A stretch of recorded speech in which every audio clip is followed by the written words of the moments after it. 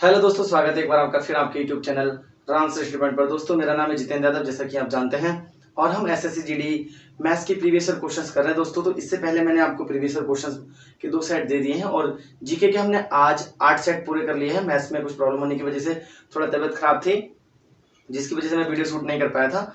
तो अभी normal feel कर रहा हूँ, तो आपके लिए मैं लेकर आया हूँ और हम रेगुलर करेंगे इसे आज से ही। कल भी आपको मिलेगी, परसों मिलेगी, रोज हम रेगुलर वीडियोस डालेंगे। तो अगर आप एसएससी जीडी की तैयारी कर रहे हैं तो इन क्वेश्चंस को जरूर से कीजिएगा। ये आपके प्रीवियस ईयर क्वेश्चंस है सारे, मैंने सब ये गूगल से डाउनलोड किए हुए हैं, पेपर सेट, उनको मैं सॉल्व आपको करा रहा हूँ। तो दोस्तों, पहला क्वेश्चन है आपके पास, जैसा आप देख सकते हैं कि एक आदमी किसी स्थान से एक अन्य स्थान पर 5 किलोमीटर प्रति घंटा से जा रहा है। कहने का मतलब, मान लो यहाँ से यहाँ वो 5 किलोमीटर प्रति घंटा से क्या कर रहा है, जा रहा है।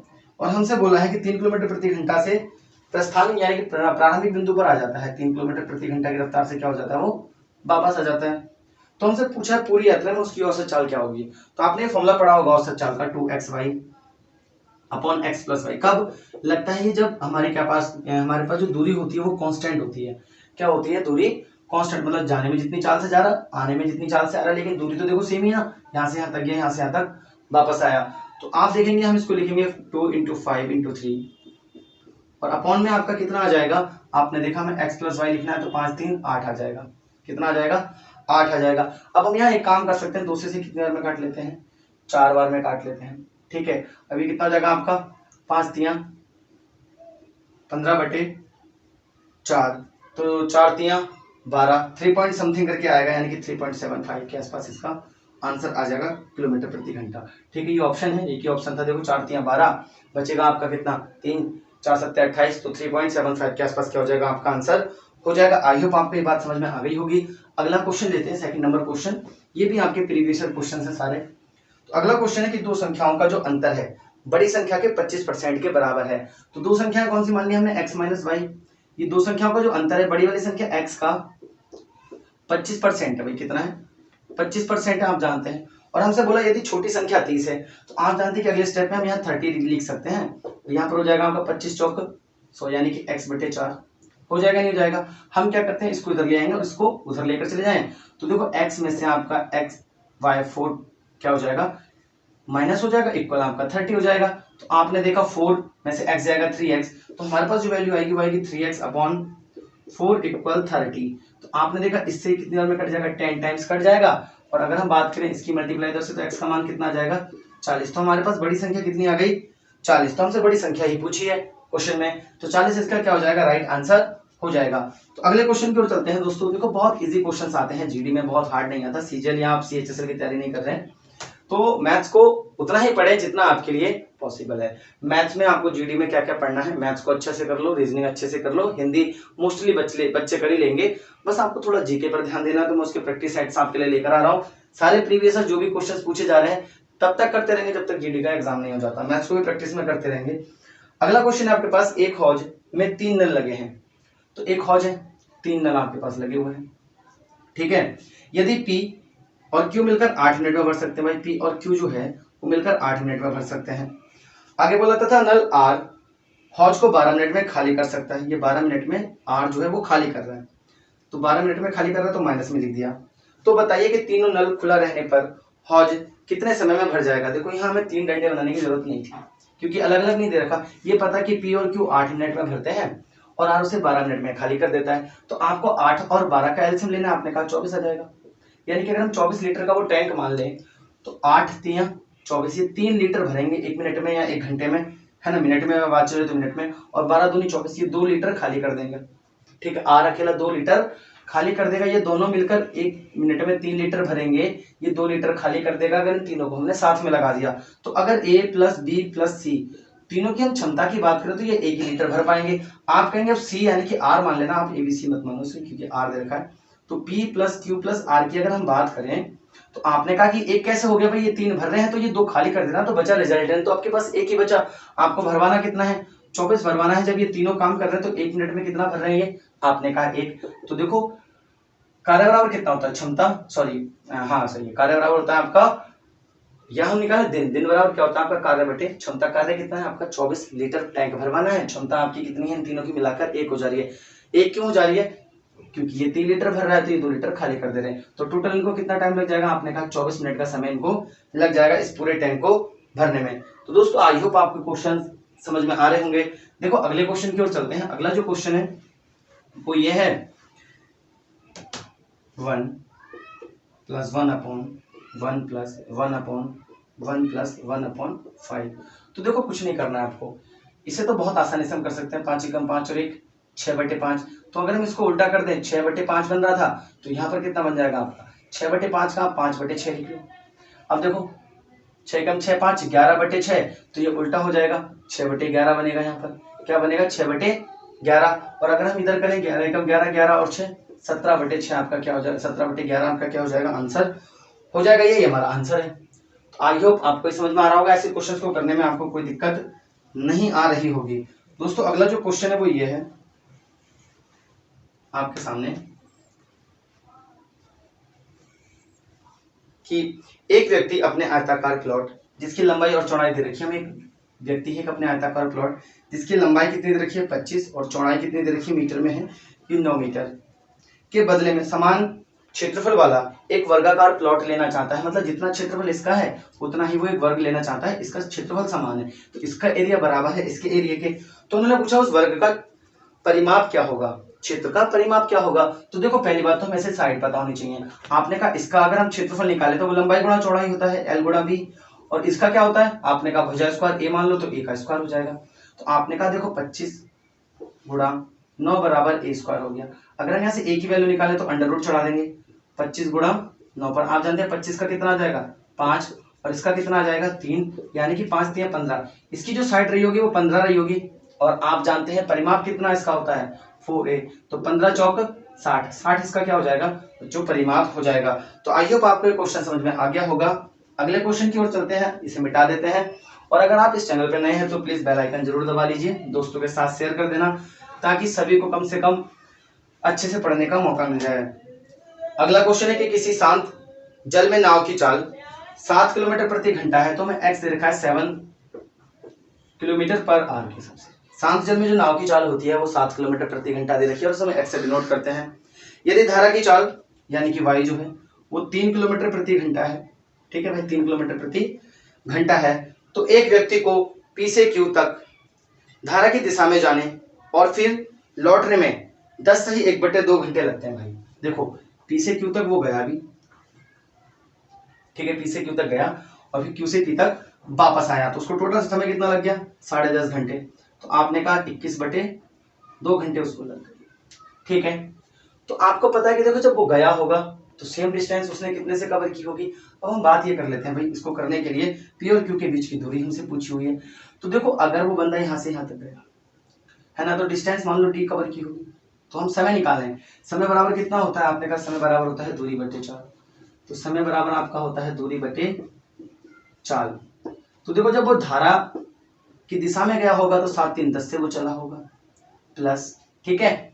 जब वही सेम डिस्टेंस वापस आ रहा होगा तो भाई धारा की चाल माइनस हो जाती है क्योंकि प्रतिकूल चल रहा है, तो 10 में से 7 में से 3 गया आपका 4, ठीक है। बराबर आपका कितना आ गया, आपने कहा 21/2 आ गया, ठीक है। अब आप इससे इसको काट लेंगे, देखो 2 से ये भी कट जाएगा ये भी कट जाएगा, ये 5 बार में और ये 2 बार में। बच्चों का कंफ्यूजन होगा ये दो चीजें कैसे कर रहे हैं, भाई कॉमन लेते हैं 2 से डिवाइड कर दिया, ऐसे समझ लिया मल्टीप्लाई कर दिया हमने। अब आप इसका एलसीएम ले लो, आपके पास कितना हो जाएगा, आपने कहा देखो यहाँ तो आपका हो जाएगा भैया 2d, इधर हो जाएगा आपका 7d सॉरी 5d अपॉन में कितना आ जाएगा, आपने कहा 5 दूनी 10 और बराबर में 21। तो आपने कहा 7d की जो वैल्यू आ रही है 7d/10 की जो वैल्यू आ रही है वो आ रही है 21, 7 से 3 बार में कट जाएगा, तो आपने देखा डिस्टेंस कितनी आ गई, आपने कहा 30 आ गई। बिल्कुल बेसिक से किया है, इजीली कर दिया, कोई दिक्कत आपको नहीं आई होगी इसमें क्योंकि बहुत ही मैंने बेसिक से आपको बताया। कैसे बताया देख लो एक बार फिर से कि भाई जब वो अनुकूल चलती है यानी कि डाउन स्ट्रीम जाती है तो वो x + y चाल से जाएगी, जिस दिशा में पानी चल रहा है उसी दिशा में नाव है, तब x + y दोनों की जुड़ जाती है।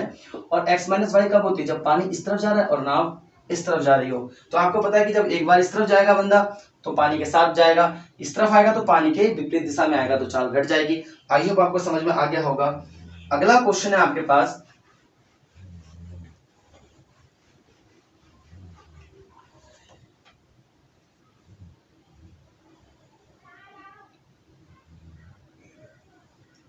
2000 रुपए की राशि का पहले 3 वर्ष में, देखो भाई 2000 रुपए है, ठीक है, तो पहले 3 वर्ष के लिए 4% का ब्याज लग रहा है, ठीक है, की दर से। फिर उसके बाद 4 वर्षों के लिए 7% की दर से, तथा अंतिम 6 वर्षों में 8% की दर से साधारण ब्याज क्या होगा। तो देखो बहुत इजी है, पहले हम सब काउंट कर लेते हैं भाई। देखो 4 तिया 12% तो ब्याज यहाँ लग गया उसका, 7 चौक 28% ब्याज यहाँ लग गया, और 8 छिंग 48% ब्याज यहाँ पर लग गया। अगर हम सबको जोड़ें तो 8 दूनी 16, 17 और 1 18%, यानी कि 8% तो ये हो गया, एक हासिल आपका आ गया। 4 और 2 6, 7 और 1 8, आपने कहा 88% ब्याज लग गया। क्या लग गया? 88% ब्याज लग गया। तो 2000 का 88% निकाल लो, इतना ही तो ब्याज होगा।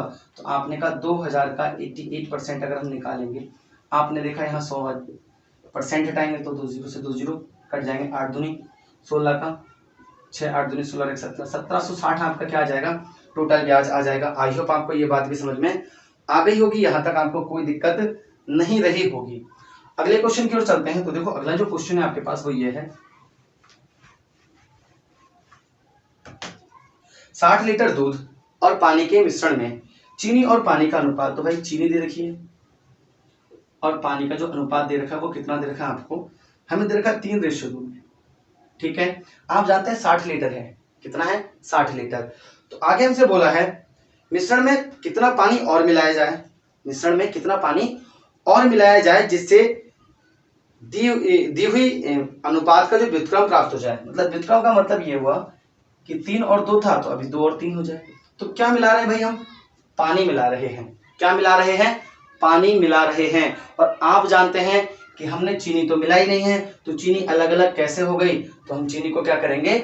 बराबर करेंगे। तो हम इसमें 2 की मल्टीप्लाई करेंगे और इसमें 3 की मल्टीप्लाई करके क्या कर लेंगे? चीनी को बराबर कर लेंगे। तो आपने देखा 3 और 2 6, 3 दूनी 6, ठीक है, मल्टीप्लाई कर रहे हैं प्लस नहीं, 2 दूनी 4, 3 दूनी 6, 3 तिया 9। तो आपने अब देखा कि अभी चीनी सेम हो गई। तो पहले कितना था मिश्रण? 10 की वैल्यू कितनी दे रखी है क्वेश्चन में? 60, यानी कि 1 रेशियो की वैल्यू कितनी आ गई? 6। 1 रेशियो की वैल्यू कितनी आ गई? 6। हमने कितना मिलाया यहाँ पर? आप जानते हैं कि हमने 5 रेशियो मिलाया है। तो 5 रेशियो की वैल्यू निकालने के लिए 5 छिंग 30, यानी कि कितना पानी और मिलाना पड़ेगा? 30 लीटर। तो आई होप आपको समझ में आया होगा क्वेश्चन। देखो कैसे किया, इसमें हमने कांस्टेंट को पकड़ा। हम मिला क्या रहे हैं बच्चों? पानी मिला रहे हैं। तो ये अपोजिट कैसे हो जाएगा? ये तो 3 था तो 3 लीटर ही चीनी रहनी चाहिए थी, या 3 किलो ही चीनी रहनी चाहिए थी, लेकिन चीनी तो बदल गई। चीनी की क्वांटिटी कितनी हो गई? 2। तो हमने कहा इक्वल कर लेंगे। तो अब आपने ये कहा होगा 6 और 9 की वैल्यू आपने क्यों नहीं रखी? 15 चौक 60। बच्चों ये तो पहले वाला दिया हुआ, ये तो मिलाने के बाद है। जब पानी मिलाया है तो सिंपल सी बात है 60 लीटर से तो बढ़ ही गया होगा ना वो। तो हमने ये कहा कि पहले 10 लीटर होता।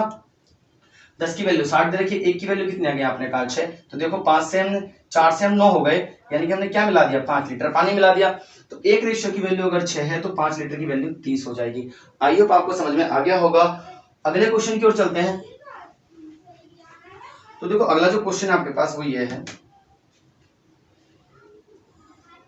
कि ए बी सी के बीच कुछ राशि क्रमशः इस अनुपात में, यानी कि हमें अनुपात दे रखा है ए बी और सी की जो राशि है वो 2, 5 और 7 के अनुपात में क्या की गई? वितरित की गई।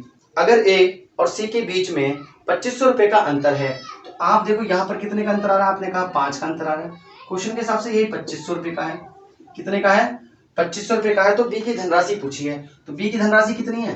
आपने कहा 5 रेशियो है, और 5 रेशियो की वैल्यू ही 2500 है, तो उसकी धनराशि कितनी रही होगी?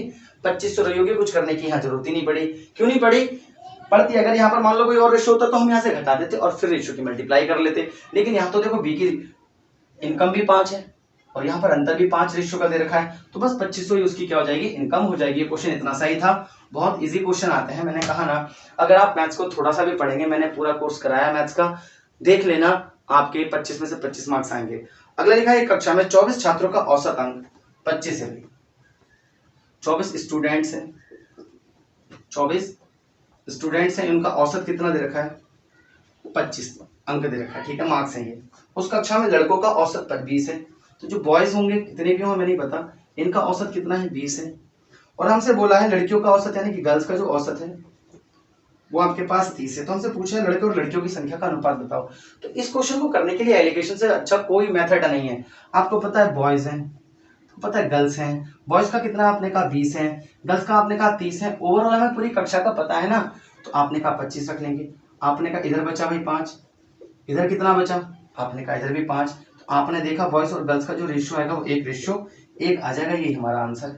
इसे बेस्ट है एलिगेशन लगाना। एलिगेशन हम कब लगाते हैं, एलिगेशन एक बार जाके मेरी वीडियोस में देख लेना, मैंने पूरा एलिगेशन आपको अच्छे से समझाया हुआ है।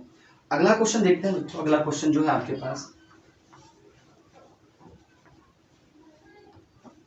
ए अपनी आय का 40% राशन पर, तो ए जो है वो 40% किस पे खर्च कर देता है, राशन पे खर्च कर दिया उसने, तथा शेष का, अब ये बात याद रखिए, शेष का है 50%, 50% शिक्षा पर तथा शेष का 10% अन्य चीजों पर खर्च करने के पश्चात वह 729 रुपए शेष बचाता है। ए की आमदनी कितनी होगी, तो हमने कहा मान लेते हैं भाई ए की आमदनी x है, तो 40% की वैल्यू होती है 2/5, ठीक है, क्यों हो जाती है आप काट सकते हैं, ठीक है। 50% का मतलब होता है 1/2, 10% का मतलब होता है 1/10। अब ये बताओ अगर उसकी टोटल आय कितनी थी भाई, उसकी जो टोटल आय थी वो x थी, तो 5 में से अगर उसने 2 खर्च कर दिया तो अभी बचे कितने, आपने कहा 3/5 बचे, ठीक है। अब ये जो आय बची है इसमें से भी उसने 1/2 तो दे दिया, तो टोटल आय अब यहाँ पर 2 है, उसमें से 1 दे दिया तो बची कितनी, 1 बच गई टोटल 2 में से। यहाँ पर भी देखो उसने 10 मान लेंगे, टोटल तो ये बची हुई है ना, उसमें से भी उसने 1 खर्च कर दिया तो 9/10 बची, और ये उसकी टोटल बचत है जो कि कितने के बराबर दे रखी है हमें, जो कि हमें दे रखी है 729 की। आप जानते हैं कितने का क्यूब होता है, आपने कहा ये तो शायद 9 का क्यूब होता है, तो 9 से देखो काटते हैं तो 9 × 72, 9 × 81, 3 से काट लेंगे, 3 से 27 बार में कट जाएगा, और आप जानते हैं अब तो कुछ बचा नहीं, 5 दूनी 10, 2 जीरो जाकर उधर जुड़ जाएंगे, तो 2700 उसकी क्या हो जाएगी, इनकम हो जाएगी। आई होप आपको समझ में आ गया होगा। इस क्वेश्चन में कुछ भी हार्ड नहीं है, बहुत इजी क्वेश्चन है, आई होप आपको समझ में आ गया होगा। कुछ क्वेश्चंस मैं आपको आज नहीं करा रहा, क्यों नहीं करा रहा, इजी हैं इसलिए मैंने छोड़ दिया, बहुत इजी क्वेश्चंस, ये तो मैंने वो क्वेश्चंस रखे हैं जो थोड़े आपके एग्जाम के लेवल के हैं, वरना इससे भी बहुत इजी आते हैं, वो भी देख लेंगे। अभी मैं पूरा प्रैक्टिस सेट कराऊंगा 25 जब DI ग्राफ बनाएंगे, अभी मैं DI ग्राफ वाले छोड़ देता हूँ क्योंकि वीडियो के बीच में मैं DI ग्राफ नहीं बना पाऊंगा, तो एक साथ आपको पूरा DI पढ़ा दूंगा, तब आप देख लेना।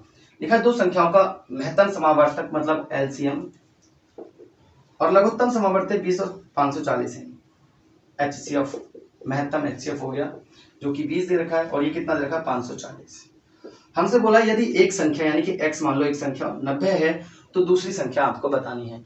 तो देखो ये क्वेश्चन तो बस 9th में भी आपने पढ़ा होगा कि 2 संख्याओं का गुणनफल यानी कि x और y का जो गुणनफल होता है वो HCF और LCM के गुणनफल के बराबर होता है, तो HCF इंटू LCM अगर आप कह लेंगे तो आपने देखा x और y, तो x तो हमें 90 पता है, y हमें फाइंड करना है, बराबर 20 गुणा 540 हो गया। इस जीरो से ये जीरो काट लो, 9 से कितनी बार कट जाएगा, 6 बार में 6 × 9 = 54 होता है, और 6 दूनी 12, y की वैल्यू कितनी आ गई 120, यानी कि दूसरी संख्या कितनी होगी आपकी 120 हो जाएगी। आई होप आपको ये बात समझ में आ गई होगी। देखो अगले क्वेश्चन की ओर चलते हैं। अगला जो क्वेश्चन है आपके पास वो ये है, और जो भी दिक्कतें हो आपको जिस भी चैप्टर को पढ़ना हो मुझे बता देना, उसको मैं आपको पूरा लेकर आ जाऊंगा। तो अगला बोला है कि रंजीत और अभिषेक एक काम को क्रमशः 15 और 18 दिन में समाप्त कर सकते हैं। 2 बॉयज हैं, एक रंजीत है और एक अभिषेक है, ठीक है, रंजीत और अभिषेक के काम को 15 और 18 दिन में कर सकते हैं, ठीक है। बोला है वे एक साथ 3 दिन तक काम करते हैं और फिर रंजीत छोड़कर चला जाता है। भाई ये दोनों मिलकर 3 दिन तक काम करते हैं और उसके बाद रंजीत क्या होता है, यहाँ से भाग जाता है। अब रंजीत चला गया तो बाकी का शेष काम कौन करेगा, भैया अभिषेक ही करेगा। अब शेष काम को अभिषेक कितने दिन में पूरा करेगा, देखो कितना सही और अच्छा क्वेश्चन है। आपने कहा 15 और 18 का एलसीएम कितना आ जाएगा, 15 × 6 = 90 होता है, 18 × 5 भी 90 होता है, तो हमने ले लिया 90। 15 × 6 = 90, 18 × 5 = 90।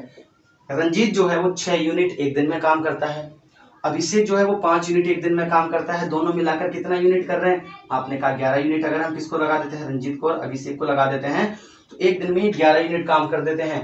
हमें टोटल काम कराना था 90, लेकिन आपको पता है कि ये 3 दिन तक साथ में काम करते हैं, तो 11 × 3 = 33 काम इन्होंने किया, यानी कि 33 यूनिट इन्होंने काम कर दिया। तो 90 में से अगर आपके 33 चले गए तो आपका कितना बचा, 57। कितना बचा, जो शेष वर्ग है वो 57 बचा। और आप जानते हैं कि अब कौन चला गया, रंजीत जो चला गया, कौन बचा, कौन आपका अभिषेक बच गया। कौन बच गया, अभिषेक। तो अभिषेक बच गया, तो अभिषेक शेष काम 57 है, 5 के हिसाब से कितने दिन में कर लेगा, आप डिवाइड कर लो, 5 एकम 5, 5 एकम 5 है ना, तो 11 पंजे 55 से ही 2/5 दिन में वो क्या करेगा, इस काम को कर देगा। तो आई होप बच्चों आपको ये क्वेश्चंस अच्छे लगे होंगे। मैंने अपना बेस्ट दिया है, एक्सप्लेन भी किया है देखो आपको, जबकि आप जानते हैं हम यहाँ प्रैक्टिस कर रहे हैं और मैंने आपको बहुत अच्छे से एक्सप्लेन करने की कोशिश की है। अगर किसी भी चैप्टर में आपको प्रॉब्लम है तो मुझे आप उस चैप्टर का कमेंट सेक्शन में नाम बताइए, मैं पूरा चैप्टर आपको मैराथन क्लास में कंप्लीट करा दूंगा। आई होप आपको ये क्लास अच्छी लगी होगी, तो दोस्तों के साथ शेयर कर देना, चैनल को सब्सक्राइब कर देना। चलिए मिलते हैं कल के नेक्स्ट पार्ट में।